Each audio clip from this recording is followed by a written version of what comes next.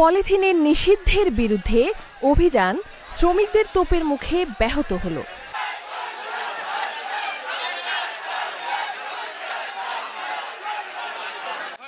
রাজধানীতে নিষিদ্ধ পলিথিন উৎপাদনের বিরুদ্ধে দিনভর অভিযান পরিচালনার কথা থাকলেও স্থানীয় শ্রমিকদের তোপের মুখে তা বন্ধ করে দেয় পরিবেশ অধিদপ্তর।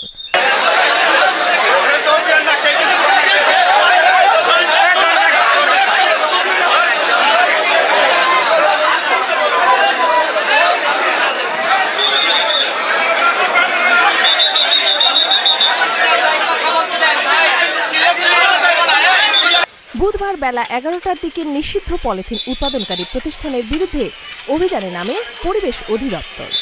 এই সময় পুরান ঢাকার সোয়ারিঘাট এলাকার একটি তালাবদ্ধ কারখানায় অভিযান পরিচালনা করা হলে সেখান থেকে পাওয়া যায় নিষিদ্ধ পলিথিন ও পলিথিন উৎপাদনকারী কাঁচা মাল।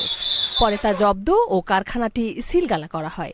এর কিছু সময় পরেই মালিক শ্রমিক পক্ষের লোকজন জড়ো হয়ে অভিযানের বিরোধিতা করেন।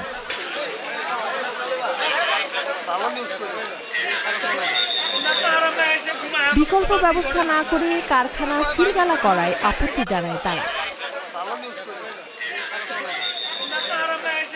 এদিকে অভিযানের বিষয়ে তথ্য জানতে চাইলে সাংবাদিকদের সঙ্গে অসহযোগিতামূলক আচরণ করেন অভিযানের নেতৃত্ব দেওয়া পরিবেশ মন্ত্রণালয়ের উপসচিব বেগম রুবিনা ফেরদৌসী।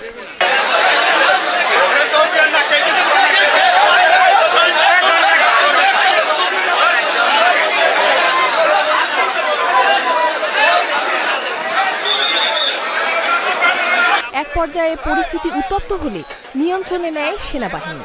পরে অভিযানের নেতৃত্ব দেওয়া রুবিনা ফেরদৌসীর নির্দেশে ঘটনাস্থল ত্যাগ করে ফিরে আসে যৌথ বাহিনী। ইফফাত আরা খান, ডেস্ক রিপোর্ট, এই সময় টিভি, ঢাকা।